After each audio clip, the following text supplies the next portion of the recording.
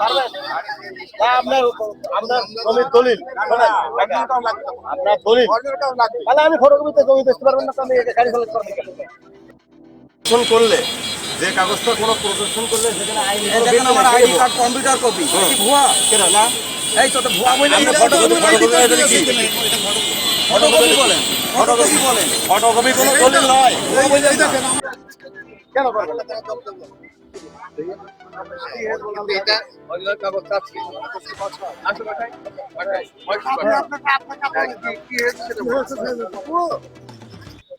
আমার ওই গাড়িটা হলো এই যে হলো ওই কাগজপত্র ওখানে মোড়ে ওই কাগজপত্র দিকে আমার গাড়ি হলো একটুখানি বন্ধ হয়ে গিয়েছিল, ওই রাস্তায় বন্ধ হয়ে গিয়েছিল, এই জন্যই নাকি রং নাম্বারে গিয়েছে, এই জন্যই আমার গাড়িটা ধরে আটক করে